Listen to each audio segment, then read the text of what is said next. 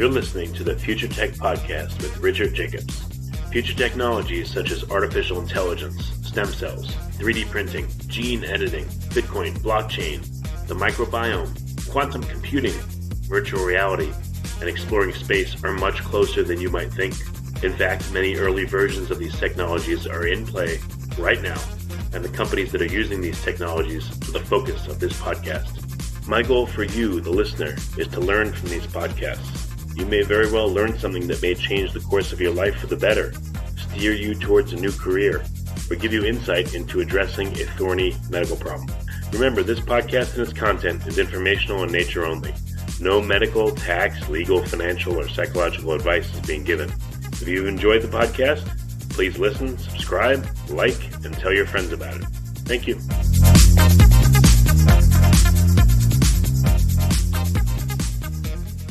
Hello, this is Richard Jacobs with the Future Tech and Future Tech Health podcast. I have Dr. Daniel Pompa, PSCD. We're going to talk about true cellular detox and healing in a massive group fasting event as well. The website is drpompa.com, drpompa.com. So Daniel, thanks for coming. How you doing? Yeah, doing very well. I just got off my mountain bike. When I do that, I'm always doing well. I'm sure, yeah. So tell me about what's your health journey been like? Because usually people in the health field have, unfortunately, some kind of crisis in the past they'd overcome.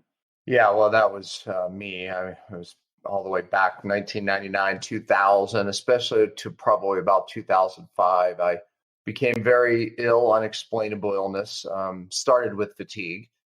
I was cycling at the time, racing bikes, so I thought I was just overtraining, but took more time off, rested more, and things were getting worse, not better. And it went beyond fatigue. I mean, to the point of just bizarre symptoms that I never had. Debilitating anxiety, insomnia, panic attacks. Couldn't get to sleep, wake up in the night, couldn't get back to sleep, feeling of dread, sound sensitive beyond belief. Basically became intolerant and allergic to all these different foods, never happened before. So all these gut issues and hormone dysfunction. I mean, I for years addressed my adrenals, my thyroid, because it was malfunctioning, but I was doing everything I could there, and I wasn't really getting better. Maybe some things, but some things were getting worse. So I knew just intuitively, being a physician, that it was too far downstream. There was something in the pituitary hypothalamus, which is the area in your brain that controls all your endocrine organs, like your thyroid and your adrenals and your hormones. But I just didn't know what was wrong. And I had become good friends with a very bright endocrinologist, really trying to figure out that whole hormonal cascade, if you will. And he said to me, Dan, I think you have mercury poisoning. And I said, well, I thought so too. About a year before that, I found Mad Hatter's disease online, and I had every symptom. And I don't know if you recall what Mad Hatter's disease is, but it was the people making felt hats actually used mercury as part of the process. And they became very sick and known as Mad Hatters. I mean, I literally had all the symptoms. So I got a blood test, and it was negative, unfortunately, because look, if I was getting exposed every day like the people making felt hats, I would have definitely been positive. But he said, "Oh, it's the wrong test. It would be positive only if you were getting acutely exposed, which I think you're more chronically exposed throughout your life, And I'm like, from what? Anyways, he started questioning me on different things. And, of course I had vaccinations, but nothing like kids today, which would hold some mercury. But he said, do you have any silver fillings removed, or how many you have in?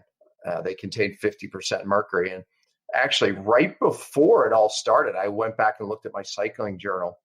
I had 2 silver fillings removed, which again contain 50% mercury. And it was days after that the fatigue started. I just never associated it. And here I was years later. After they were removed? Well, they were removed, but it was removed incorrectly. So those listening, caution. I teach a protocol to do on the front end of that, during that and after, because a lot of people get their fillings removed, but the problem is the mercury vaporizes off those fillings for the life of the filling. I mean, you can go on Google, smoking tooth. And you'll see that's a 25-year-old filling. And the reason that's important is because many dentists say, oh, those fillings are old now and all the mercury is off-gassed. It's not true. The life of those fillings, that mercury off-gases, crosses the blood-brain barrier. And it is basically stored in the brain. In my case, a lot was in the pituitary hypothalamus, where I intuitively knew the problem was. But I just didn't know what was wrong. But in studies show that's where a lot of it goes, right in that control tower for your hormones. And anyways, the bottom line is that for the life of the filling, it's bioaccumulating in the brain. That just, when I got it removed, that just kind of set my bucket overflowing, so to speak. And, if you would have asked me, Richard, if I were healthy a week before, or the day before, I would have said, oh my gosh, absolutely. No fatigue. I sleep great, and then my bucket spilled over. And unfortunately, people that are getting these neurotoxic exposures like mercury, whether it is from flu shots, which still contain 25 micrograms of ethyl mercury, which goes right into the brain, from silver fillings from the past or present. There's so many different exposures. Fish today is loaded with mercury and many other sources. And people living in moldy homes, hidden infections. These all are things now I teach to doctors to look for upstream of why someone is not getting well despite a perfect diet or doing all these great things. So I'm blessed now to teach doctors all the protocols that really came from pain to purpose through that story. So what particular issues do people have that maybe come to you for advice, or what particular issues do you cover? And then what are the reasonings for those problems? Do you look at what happens if people have fillings in their mouth for, X number of years, and then you take them backwards through that and talk to them about getting the fillings taken out the right way, or, what's your focus?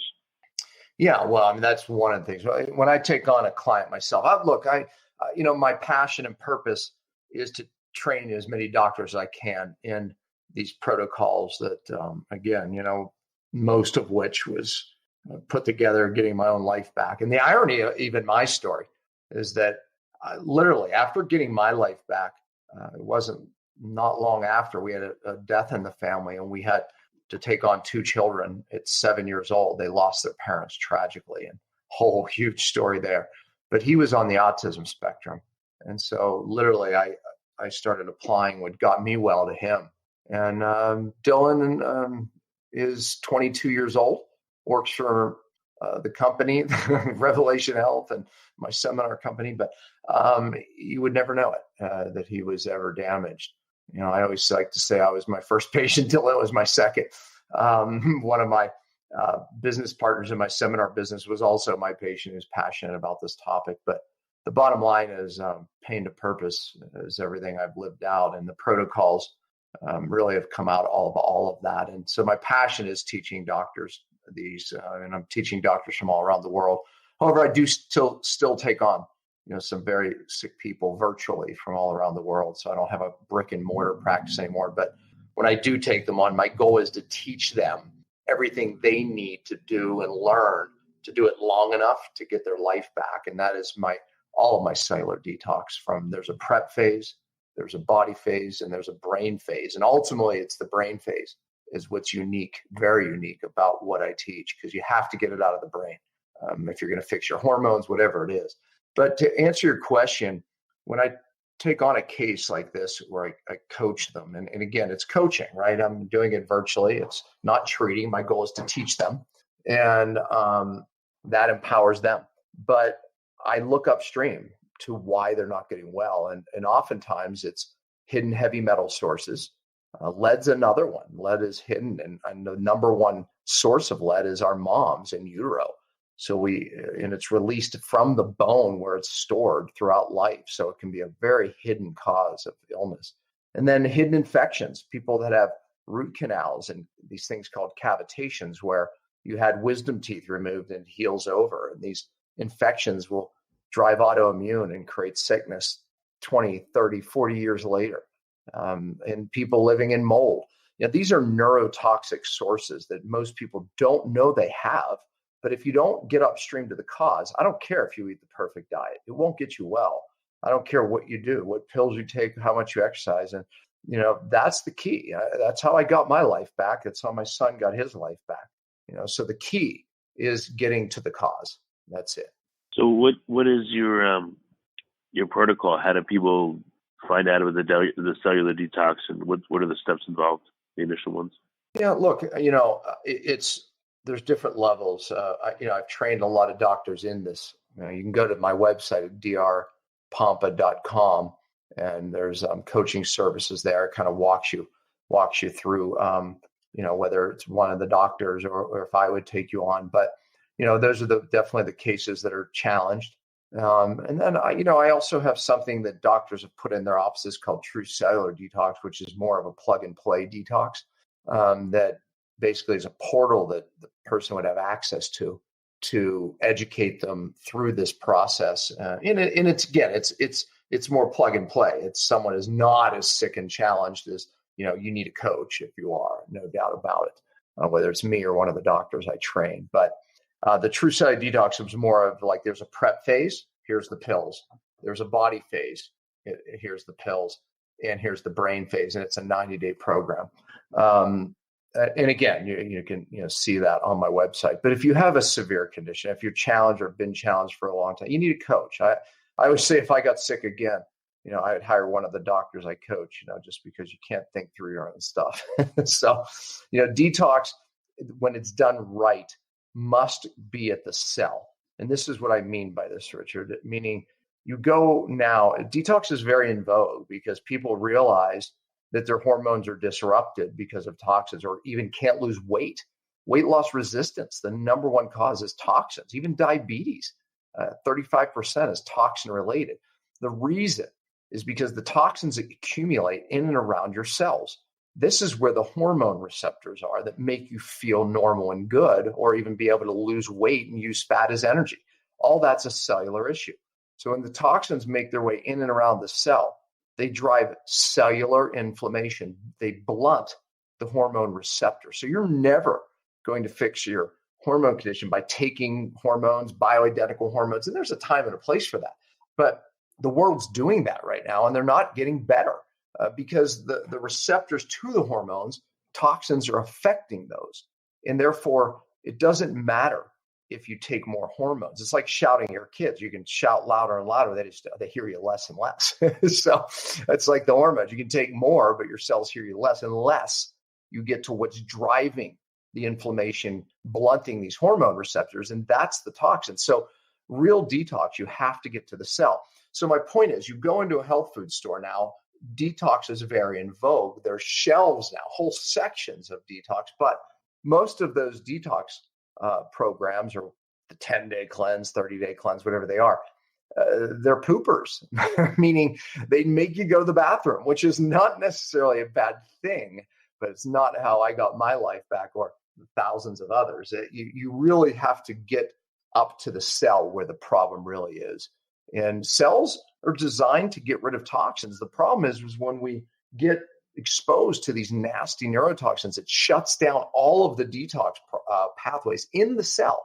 So really, you have to restore that. Otherwise, you're never going to get your life back. You're not going to get your hormones hearing, or your cells hearing your hormones. So step one is we upregulate cellular function. That's real detox. Number two is you have to open up downstream detox pathways like the liver, the kidneys, the gut, the lymph. I mean, that's very important. And a lot of people fail to do that. So you have to upregulate the cell to detox. You have to open up the downstream pathways. And this is a big one. With real detox, you have to use real binders. A lot of people are using chlorella and cilantro, and those are weak binders. We use a binder in and around the cell that when it grabs on to these nasty neurotoxins, it doesn't let go, like a biotoxin from mold or a heavy metal. And it acts as a vehicle from the cell and makes sure that the toxin goes all the way out of the body. The problem is people take these weak binders and chelators, and it redistributes. It's like poking a bee's nest. You're just going to redistribute toxins throughout the body, most of which end up crossing the blood-brain barrier, making you worse. So it's dangerous. But you need to use real binders to escort these toxins from the cell all the way out of the body. Then we use another clever binder in the gut. This process is kind of what I developed over the last 20 years. This sits in the gut, doesn't leave the gut. It acts like a catcher's mitt, because one of the things that happens is even from your liver through the bile complex, that's what you use to digest fat, that it carries toxins right into the gut. When you use this bile from your liver to break down fat, it's released from the liver, stored in the gallbladder, and then it's dumped in the gut to break down fat for digestion. But the problem is it carries all of these toxins in it. Here's the bigger issue. You reabsorb the bile back to the liver to use it again. So what does it bring with it? It brings toxins right back around. It's called auto-intoxication. So we use a binder in the gut that has 4 different types of binders. So you're able to bind all these different types of toxins so you don't reabsorb it. It breaks that cycle that people, when they're detoxing, they're just cycling the toxins around and around. So number one, you have to upregulate cell detox and cell function. You have to open up downstream detox pathways, and you have to use real binders.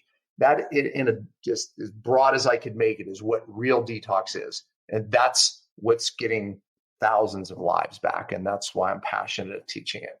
So what does the protocol look like? Is it stuff to drink or eat, or, literally how does it work? Most of it's pills. And it's taken, matter of fact, I'm doing a detox cycle right now. I've got my life back. I'm 54 years old and healthier now than when I was in my 30s. But I still periodically do a brain phase where, I'm just keeping things moving out. And that's how I age slower, and how my brain works as good as it does. But so the one product I'm taking, it's called Cyto Detox. That's the binder that we use in and around the cell. It's actually a liquid, and that way it can be used very easily with any type of protocol. But there's also some pills that we take that help upregulate the cell function, and then the binder in the gut that I talked about. So most of it's pills, and it's pretty easy to take, really. Well, how did you develop this? How did you find good binder versus bad? How did you figure out this whole protocol? Yeah, good question. I mean, years of searching this out. When you go online and you look up detox, there's so much bad information, probably more than any health topic. Detox is, there's just a lot of snake oil out there. There's a lot of misunderstanding. So finding a real binder, I realized, was very important early on. And, when you look at things like cilantro, chlorella, these things are used, or some of these herbal binders, in our space a lot. But when you talk about those things to scientists, they'll tell you, well, it's a weak binder, here's why. And if you look at it, there's something called a sulfahedral group, which is sulfur and hydrogen. A lot of those binders only have one of these binding areas. And so they don't hold on very well. That's just one example. But the bottom line is that you have to talk to scientists, certain things just get accepted into our space of natural medicine, if you will. And one of which is like chlorella. Chlorella binds things in a petri dish very well, but when you take it orally, your microbiome, your gut bacteria, break it down, change it. And it's not a great detox agent. And yet it's advertised as the metal magnet, and it's this and that. And I could say that for many of these products. So we really went more to scientists to find out what are real binders. And that was my area of research for many years. And I was working with many people much smarter than me, and some very bright scientists on this process. And over the years, we've really discovered and put together better products, based on these concepts of real binders and using real binders. So it's a growing science. But even when you use a real binder, then it has to be used correctly. Let me give you an example. So, there's a binder called DMSA. There's one called DMPS. So these are real binders that work, and they're known and studied. The problem is people will take, say, DMSA once or twice, even 3 times a day, when it has to be taken every 4 hours within its half-life. Otherwise, you create redistribution. So you have to take these things right. DMPS has to be taken every 8 hours, so 3 times a day. Some people just take it once a day. And when you detox, you have to cycle. You don't stay on detox. You have to stay on maybe 3 days on, 4 days off, 7 on, 7 off, maybe 4 on, 10 off. That's different for everybody. Some people do better with longer cycles. Some people do shorter cycles. It's one of the things I teach is, and even when I take a client on or a person, I teach them how to know what's better for them, what binders are better for them, what chelators are better for them, what support they need. That's all a little different for everybody, Richard. So that's what I said. If your challenge is you need a coach, because you can't just plug and play into one thing. It's not so simple that people think. And that's what makes it real. You don't take the 30-day cleanse and, I've got mercury out of my brain. It took me 4 years to get mercury out of my brain. So if you don't learn the process, or you have a coach to teach you that process, you'll go broke going to a doctor's office and being hooked up to IVs. It just doesn't work like that. That's not how I got my life back. It doesn't work well, or it doesn't work at all, or how important is it to stick to the schedule of on-off and the amounts? The problem with going and getting an IV, which typically they're using real chelators like DMPS as an example, or EDTA. Those are real chelators. They work. But the problem is you go and you get one IV. The half-life of DMPS is very short in the body. And that's why you have to take it 3 times a day and for at least 3 days before you stop it. So you minimize the redistribution. So when you go in and get the IV done, you're getting one huge dose. You go home, the DMPS is out of your body in about 12 hours, most of it, and your body's still releasing mercury. And what happens is it redistributes. Even the next day, it's still releasing mercury, and the binder, the chelator, is gone. So that's why you have to stay on it for at least 3 days. So when you do stop, you minimize what redistributes around your body. But also, DMPS has to be taken every 8 hours underneath its half-life. So you can't, I guess you could do an IV every 8 hours, but that would be very costly, number one. Number two, it would be very difficult. So that's why taking oral agents is much easier and, obviously way more affordable, but it's frankly it's safer and it works better. So you have to take these real binders like Cyto Detox. This is one that you can take 2 to 3 times a day because it has about a 12-hour half-life. So you could take it twice if you just take it every 12 hours. But I always tell people, take it 3 times. That way you kind of keep it in your system to prevent any redistribution. So I took a dose this morning, and I just took a dose about 5 minutes ago, and I'll take one before bed. But I'm doing that. I'm taking Bind, that product that sits in the gut. I do that before bed. And I'm taking some other cellular upregulators to get my cell moving the toxins out. So the Cyto Detox brings it out of the body. So, again, it's that process is a little different for everybody, but that's just kind of a broad example of what I'm doing. So what kind of examples have you had of people that you've worked with, some interesting stories or dramatic stories that really stand out to you? What happened to the person before and after? Well, look, you can go to my my podcast, which is called Cellular Healing TV, and you get there by just going to my website at drpompa.com. And there's many, many, many people who give amazing testimony there. The last one that was just in was a gal named Tamra. I think it was probably posted maybe 3 or 4 episodes ago. Just as an example, she had severe autoimmune, severe gut issues. Hashimoto's one of the autoimmunes that she had. She had done everything, perfect diet already.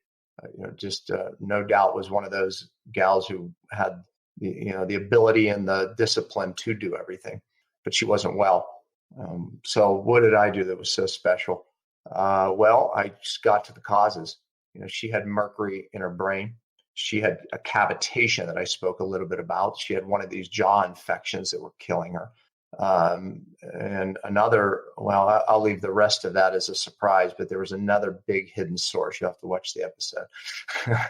The idea here that I want you to understand is if you don't get upstream to the actual cause of what's disrupting your hormones or what's driving your thyroid or your autoimmune, you're not going to get well. And again, I coached her to these processes in detox.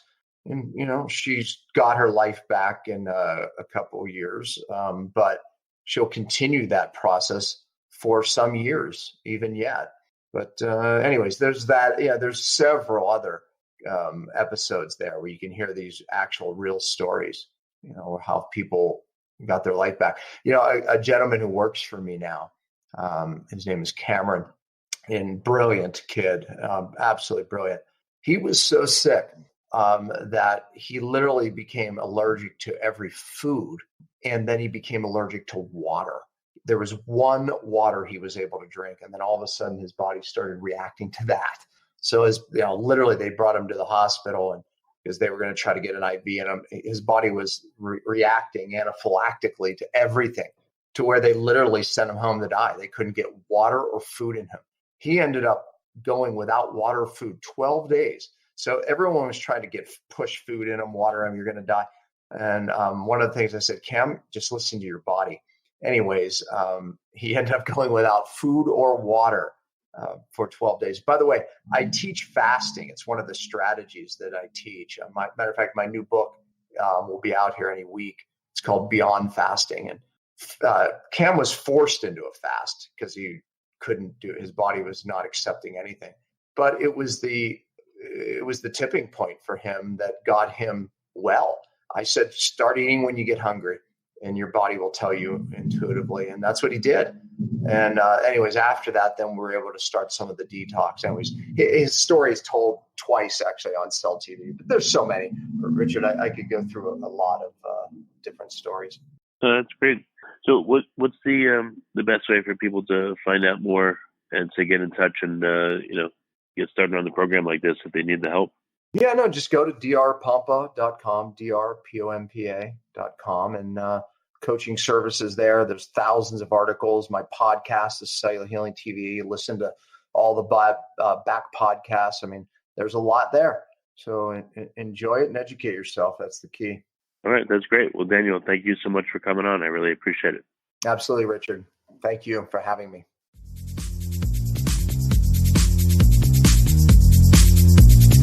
You're listening to the Future Tech Podcast with Richard Jacobs. Future technologies such as artificial intelligence, stem cells, 3D printing, gene editing, Bitcoin, blockchain, the microbiome, quantum computing, virtual reality, and exploring space are much closer than you might think. In fact, many early versions of these technologies are in play right now, and the companies that are using these technologies are the focus of this podcast. My goal for you, the listener, is to learn from these podcasts. You may very well learn something that may change the course of your life for the better, steer you towards a new career, or give you insight into addressing a thorny medical problem. Remember, this podcast and its content is informational in nature only. No medical, tax, legal, financial, or psychological advice is being given. If you've enjoyed the podcast, please listen, subscribe, like, and tell your friends about it. Thank you.